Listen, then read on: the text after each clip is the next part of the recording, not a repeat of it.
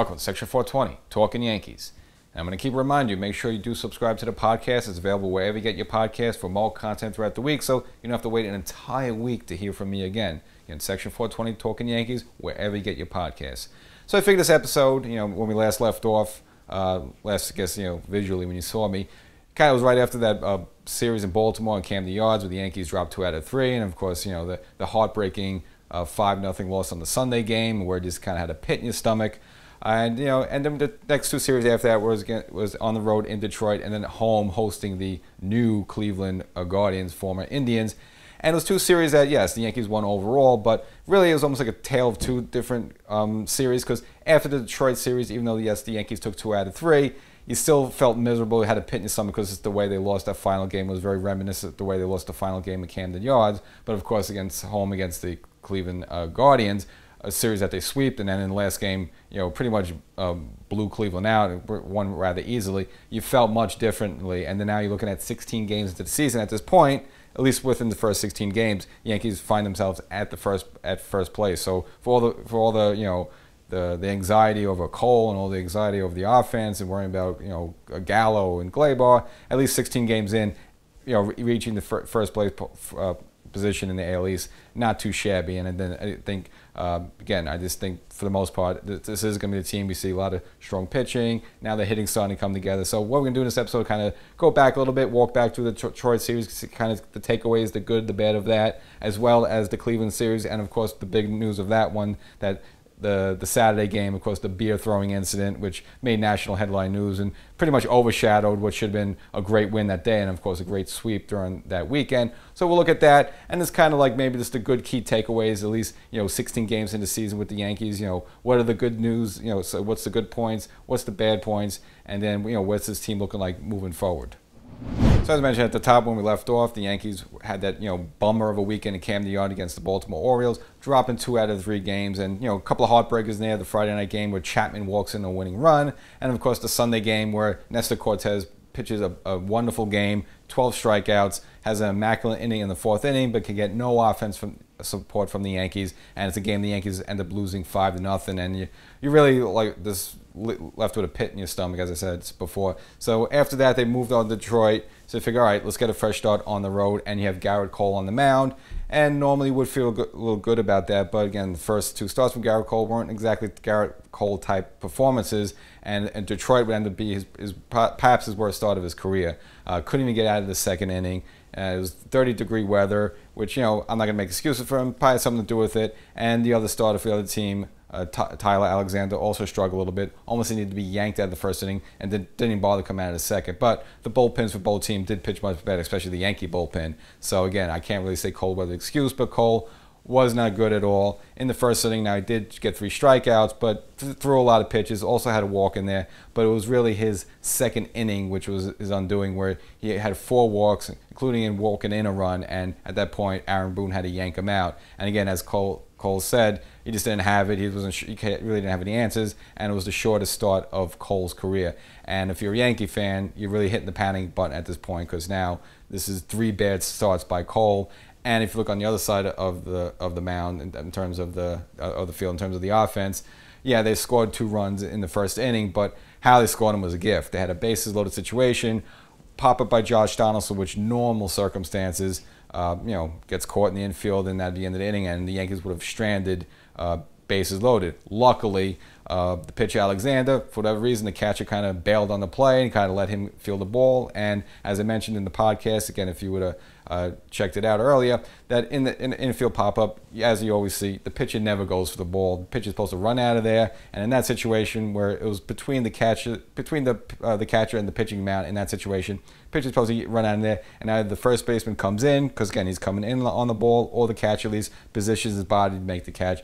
Not that, but the pitcher went for the ball. Alexander put his glove out there nonchalantly. The ball fell, and the Yankees were able to plate 2 and at least stay Cole to a 2-0 lead. Now, Cole almost gave it back, but again, you're just looking at, the offense didn't really earn those runs, so you really didn't feel good about that. The only good bright spot about that was the Clark Schmidt show, who came in after Cole, got a big strikeout, the bases loaded to get out of the jam, and gave the Yankees 3 1/3 inning of scoreless baseball with 6 strikeouts, and overall the Yankee bullpen was fabulous with over 7 innings of shutout baseball. Later on in the game, DJ LeMahieu added an insurance run, and the Yankees took a 4-2 win, which you're like, all right, you're happy for the win. It's on the road, especially after that brutal loss Sunday in Camden Yards. But again, you don't like the fact that Cole was terrible, and now you're starting to really panic. If we can't depend on Cole anymore, this team doesn't have a shot. Even though the rest of the pitchers have been good, you need Cole to be ace, and so far not getting an ace performance, and then not only getting an ace performance, but just a terrible performance. And as well, you're looking for the offense, which again, scored 4 runs, but 2 of those runs were a gift, so you're not really feeling confident about the Cole, and you're not feeling confident about the offense. Only really good takeaway was Clark Schmidt and Chapman getting a clean save, just kind of getting back on the schneid there, because again, he had a little hiccup a little bit with the Toronto situation, as well as the Camden Yards, the Friday night game, walking in the winning run. So the only good takeaway you have from that is that, all right, the bullpen was good, Chapman was good, but now you're worried. So go over to game 2, who now the Yankees have Severino on the mound, who's again got off to a great start to the season, kind of the anti-Cole in that way. Only able to give the Yankees 5 innings, but dominant. Only gave up 1 earned run, and it was actually a situation where Chad Green came in, gave up a couple of runs, which took the win away from Severino, because at the time Severino did have a lead, but sort of Chad Green blew the game for him in that way. But since he stayed into the game, the Yankees chipped away at a few more runs, and Chad Green ended up being the winner of the game, so he kind of stole a win from Sevy. But the point of the matter is that that was much much easier, relaxed situation for the Yankees, going to win 5-3. Also got a home run from Anthony Rizzo, as well as another save by Chapman. So now you have 2 good clean saves in a row by Aroldis Chapman, where, all right, now you're feeling good. Takes us to the 3rd game, where it should be a situation where you figure, all right, let's go for the sweep. It would have been good for the Yankees. This is a good way to respond, have a good a sweep, especially after dropping a 2 out of 3 against the lowly Baltimore Orioles. Again, Detroit, not really a great team, not much going for it. This season. Only thing they have was the whole thing with Miguel Cabrera going after 3,000 hits. Of course, he has his 500 home runs. So really, that final game, that afternoon Thursday game, was about Miguel Cabrera. Was he going to get his 3,000 hit? Well, that. And for the Yankees, it's a situation like, hey, let's just go sweep these guys. So you got Montgomery on the mound, who notoriously the Yankees don't score runs from him, and this game was no different. And goes 6 innings, only gives up 1 run, and the Yankee offense, again, is nowhere to be seen. And yeah, the Yankees took the first 2, and you figure, all right, well, if you lose this one, it's not too bad. You want to take 2 out of 3 on the road, but you still have that bad feeling of this offense is not showing up. And the worst of it was in the 8th inning. The Yankees made a little bit noise. Donaldson leads off with a double, pinch hit double. After him, then a Gleyber gets on, kind of an infield single, so now you're looking at 1st and 3rd situation with nobody out. Now, the Yankees are only down 1-0 at this time, and you figure, you know what? Hey, this is a situation where maybe the Yankees could put 2 or 3 runs across the board and steal a win, which would have been, would have been a great win. But the Yankees, it's like they want to not score. It's amazing. So Aaron Hicks is up. All he has to do is maybe a simple sacrifice fly to tie the game. You got a runner on 3rd, no outs. Instead, he has a pop-up in the infield, so that's 1 out. Next is up is Judge. Now, Judge does his job. He works or walks, and now you have bases loaded, fine. So they go to their closer, Soto, who's a tough left-hander, up against Rizzo. Now, again, lefty on lefty. Again, you still think, Soto has the advantage there. Again, he throws high 90s, almost to 100. But still, it's a situation where Rizzo also do it to hit a sacrifice fly. Again, it's only 1 out. Unfortunately, Rizzo takes strike 1, and then the 2nd pitch hits this little weak comeback up to the pitcher. Soto fields it, throws the home for the 4, so now you got 2 outs. And it's a situation where, again, another situation where your Yankees are not going to score a run. You got Giancarlo Stanton up, power right-hander versus power left-hander. You kind of like the matchup a little bit, but Stanton has been a little bit cold. Again, did have a good opening, series against Boston Red Sox, but since then, been kind of on the cold side. And I like what he tried to do. Tried to go opposite field, hit towards the first base, because they figure he's going to pull, but he hits it right to the first baseman, easy ground out, and the Yankees strand, bases loaded, and it's just miserable. And it's a situation where, again, the Yankees should be able to put a couple runs on the board. They come away with nothing, and again, they took 2 out of 3, but you're not really feeling good about this. Now the Tigers ended up adding a couple of runs in that bottom of the 8th frame, but really the big news story there was the Yankees deciding to walk Miguel Cabrera to set up a double play, and the fans got upset about it because they wanted to see him get his 3,000 hit, and I guess people were complaining online and so forth. But there's really no reason to complain. I mean, it was a baseball move in that situation. You're not going to pitch to him. Yeah, he's not the Miguel Cabrera of like 5-6 years ago, but he's still a dangerous hitter. Again, he has over 500 home runs in his career, nearly 3,000 hits. You know, to walk him to try to set up a double play is not really a cardinal sin. So there's really no reason for people to overreact to that. You know, the season just started. You have a whole season. You know, at some point he'll get his 3,000 hit.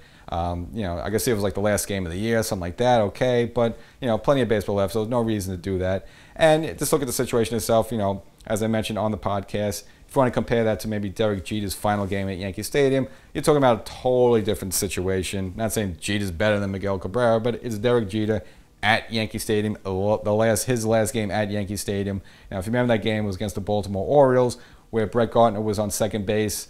The game at that point was tied, and you know, Buck Showalter had to decide, all right, first base is open. Do I walk Derek Jeter and try to set up a double play, or do I let the pitcher pitch to Jeter? Well, the pitcher pitched to Jeter. Jeter hit an RBI double or single to win the game, and you know, it was the right move at the time because again, that was Derek Jeter's last game at Yankee Stadium. This is Miguel Cabrera early in the season over his 3,000 hit.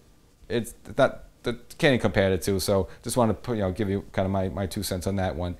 And of course, then the Yankees ended up losing that game 3-0. And again, yeah, they took 2 out of 3, but you don't feel good. You feel similar to the way you felt the way the Yankees left Camden Yards. You know, just getting shut out in the final game, nothing from the offense, and not only from the offense, you're now thinking in the back of your mind, oh, Garrett Cole, what's wrong with this guy? You know, we don't have an ace, we don't have an offense. Yeah, we took 2 out of 3, but you're not feeling good about that series in Detroit. So after that, then they would come home to host the Cleveland Guardians. But before we continue, have you subscribed to the podcast? What are we waiting for? Go search wherever you get your podcast for Section 420 Talkin Yankees, the podcast. Get additional content throughout the week, so you don't have to wait a whole week to see me on either YouTube or television. Get more takes, so it could be like after a wrap-up of a series, or maybe just one game that was amazing, or maybe a great start by Nestor Cortez that was just out of this world, or a dramatic home run. Again, get more takes around the week, more Section 420 Talkin Yankees content. So again, wherever you get your podcast, go search Section 420 Talkin Yankees, the podcast. Now back to the Yankees. So after the Yankees kind of licked their offensive wounds leaving Detroit, coming home to host the Cleveland Guardians, and the former Cleveland Indians, or the former Cleveland baseball team, whatever you want to call them.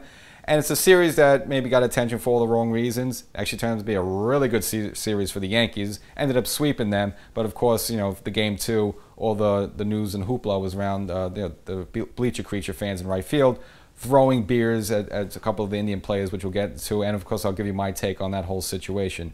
So the first game of that set was a pretty mild Yankee win. I guess the best part of it is that Aaron Judge finally woke up, got 2 home runs from him, and it was good to see that because at that point he only had 1 home run, and you're kind of thinking, is the contract whole thing getting to his head? Or, that he got a couple of boo birds during that Toronto series, that again had. I think he's a veteran player that you could tune that stuff out. But again, human beings, he got millions of dollars involved and not off to the greatest start, but comfortable and good to see him hit 2 home runs just to put everyone at ease there.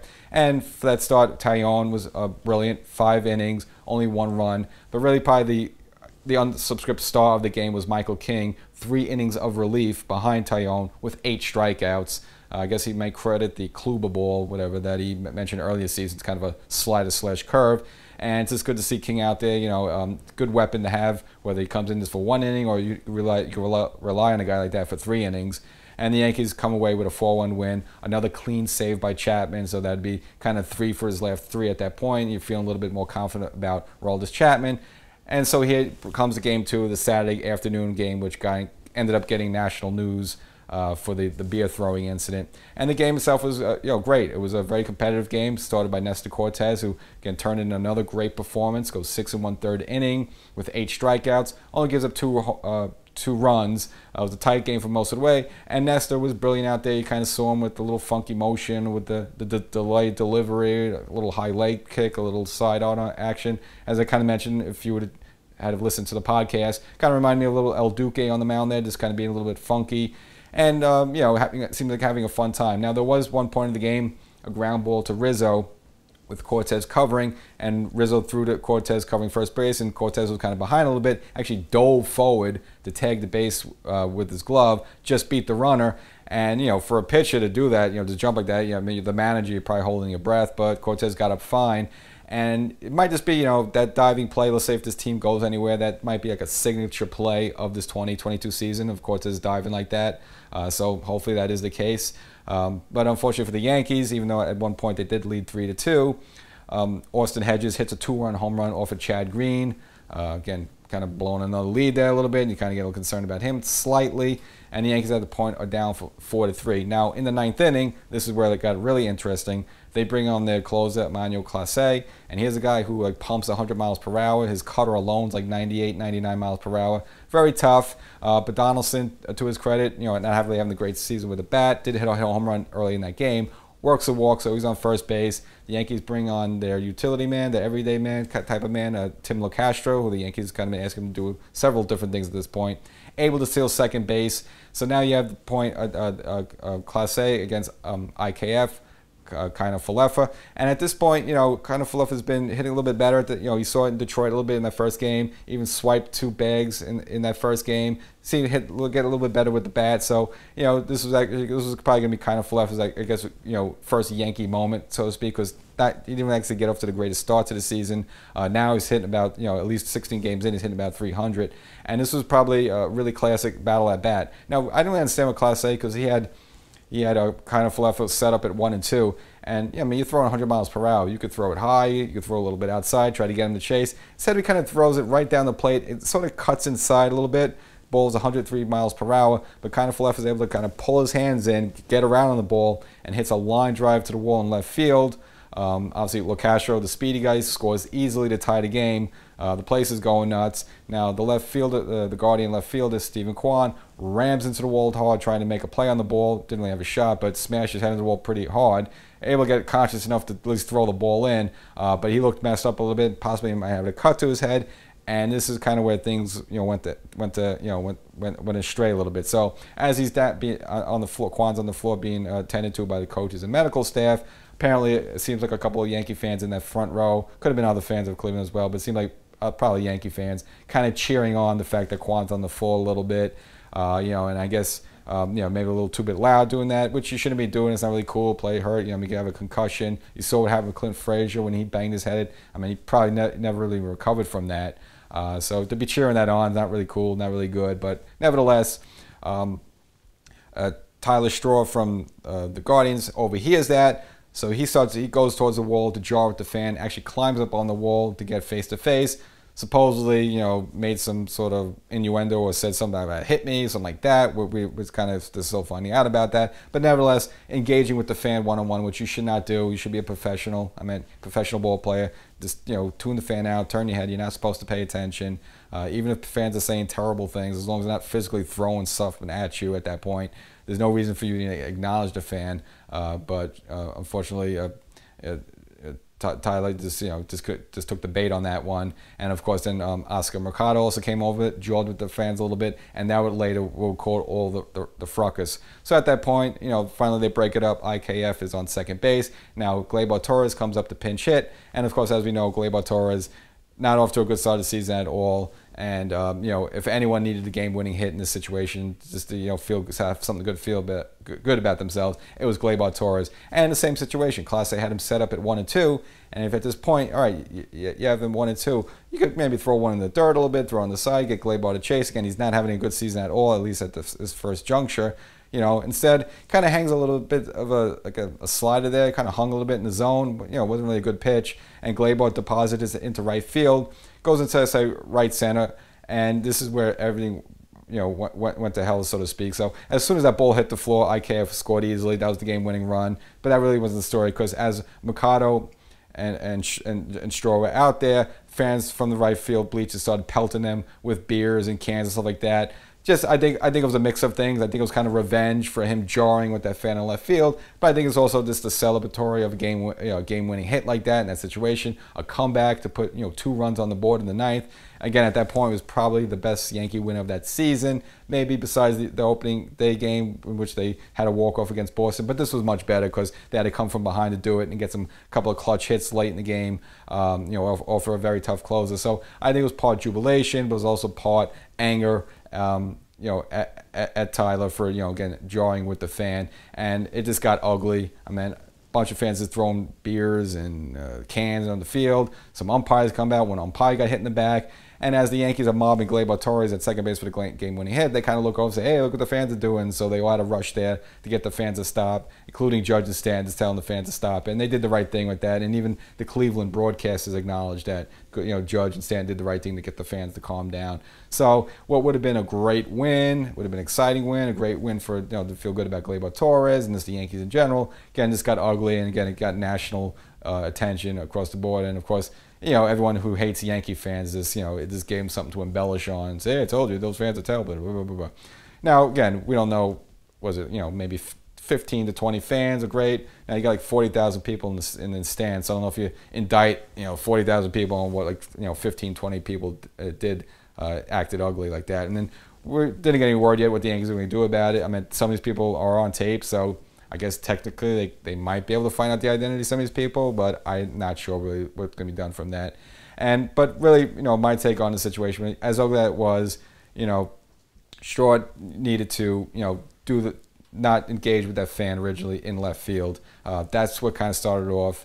Again, not an excuse to throw beers and stuff like that, but once you kind of jar a fan like that, you kind of ignite the fuse, and you knew something like that was possibly going to happen. He kind of did it to himself a little bit. And if it was going to happen in that game, possibly would have happened in the game after that. Again, someone was going to do something just because you just can't do that. So, yeah, the Yankee fans are more wrong, but again, the Cleveland outfield is also wrong. And even as they're being pelted with the beers and the cans, there was still, like Oscar Mercado was still standing there staring to the crowd and like yelling at people and stuff like that, and more beers were coming down. So at that point, you're just supposed to run off the field, be a professional. So I blame, yes, the fans are wrong, should never do that, never on the field, none of that. But also blame the Cleveland players. Don't jog the fans, don't engage the fans, because they're going to up the ante, and that's why that thing got ugly. And then that brings us to the finale, the Sunday game, with another start from Cole, which now it was almost under pressure where if he was not going to have a good start here, then you're going to see like the nuclear button get pressed. But fortunately for himself and the Yankees, he turns in his best performance of the season, looking like the old Cole, going 6 2/3 innings, and with only 1 walk and 9 strikeouts, looking very dominant. And the Yankees themselves just rolled through that game, an easy 10-2 victory. Got an early home run from Anthony Rizzo, his 5th of the year. Home run later on by DJ LeMahieu. Even a big double from Gallo. Not really at that point in the game that he needed it, but just for him because he hasn't got off well this season with the bat as well. So kind of an easy win. And the Yankees, the Guardians scored 2 runs in the 9th inning off Marin Racino. Just kind of at that point the game was over. It was 10-0, then made it 10-2, and the Yankees come away with the sweep. So it was probably the Yankees' best series of all the series so far. Not just because they sweep, but the offense got to go a little bit. Cole finally got a good win, and now this kind of difference between the end of the Detroit series and the end of the Cleveland series, that after the series you feel good about the Yankees. After the Detroit series you did not feel good about the Yankees, even though they took 2 out of 3. Here you feel good about the Yankees. Got a call home runs from Judge. Got a good start from Cole. Bullpen was good overall. 3 good wins. You got a comeback win, and got also to see kind of the rise of those 2 series of Isaiah kind of Falefa, who again did not get off to a great start to the season, but contributed to that win, and again has been hitting much better, and now again stealing a couple of bases as well, just showing his value, just beyond just a Gold Glover. So as the Yankees are in first place, at least the first 16 games of the season, kind of give you, I guess, the good takeaways, maybe the bad negatives of this team. And I guess leading off with the good is the person I just mentioned, ICAF, kind of Falefa, who's really been getting it going with the bat. Of course, got the game-winning hit in the Saturday beer game, as you want to call it. But again, with the first 16 games, hitting 300, couple stolen bases, and again, great defense at shortstop, which is the reason they bought him here. And again, kind of see him really emerge there. And now if you look at this whole deal, the fact that Donaldson's not really getting off to the greatest start at all, maybe he might be kind of like the sleeper surprise of that whole deal. Because if you look in Minnesota, Gary Sanchez, again, doing what Gary does, hitting about 200, just with one home run. Same with Gio. Gio's hitting a little bit better, but only one home run there as well. And you kind of figure, who had got the better end of that deal. I think the jury's still out there, but again, kind of Falefa might be a little bit sleeper, in that conversation. Now, some other good takeaways is some also I mentioned Tim Locastro. We saw a little bit of him stealing a base in that game. Also that same Saturday game, stealing base and scoring the tying run. We also saw a great diving catch by him last week in Baltimore. Kind of saved a few runs. And even the finale in Cleveland, when he kind of pinch hit for Aaron Judge, he kind of did his impression of Judge by hitting a home run. So you're getting a home run from this guy, getting some stolen bases from this guy, getting some great defense in left field from this guy. And, I would say I'm wrong about it. I was very suspicious bringing him back with the knee injury, but he must have, I guess he's rehabbed, and, I got to say, good call by Cashman. Another good, what we're seeing from this Yankee team has been the combo of Sevy and Tyone, who, we know they're good, but, they're both coming back from some injuries, and, it's going to be, can they stay durable for the whole season? Because both of them haven't been a full-time starting pitcher for a whole season for quite a number of years, so you got to see if they keep this up. But again, there was a little question marks about both of them coming to the season, and so far, pretty much all their starts have been good quality starts. So if they can just keep that up, at least for the majority of the season, the Yankees are going to be in great shape. There's going to be time probably where they're going to have dead arm. They're probably going to need some days off here and there. Maybe at some points the Yankees are going to have to go to a six-man rotation, just give them a little extra rest, kind of manage their innings. But again, so far so good from those two. And then I guess, last but not least, Michael King, who, he could possibly be again a weapon who he could spot start a little bit. We saw that Toronto game where Chapman didn't have it.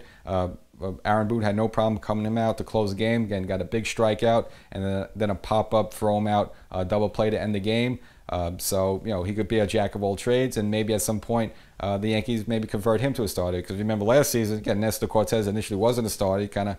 He would do like this, the spot start on a bullpen game. Then once in a while, Aaron Boone just maybe have him go 4 innings, and he would go 5 innings. Now he's getting up there to about 6 innings. But again, he kind of morphed into that role. So maybe later on to the season, we could see Michael King, if he just continues, his dominance, can morph into that. And can even be like, if you remember back what the Boston Red Sox did with Nathan Eovaldi and the 2018, throughout those World Series, they had him sometimes starting, they had him sometimes closing games, kind of doing everything. King could be that guy.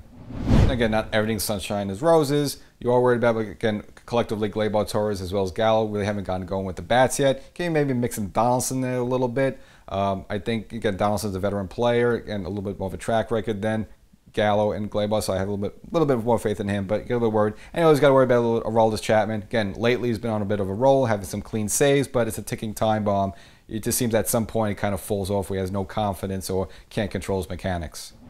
And back in the offseason, when the Yankees kind of decide what they should do at first base, there was the question, should they make the trade for Oakland for Matt Olson, who is now with the Atlanta Braves, or sign Rizzo? Well, they ended up signing Rizzo, which I thought was the right deal. And early on in the season, but if you want to compare the two, Olson's hitting .355 with just 2 home runs and 6 RBIs.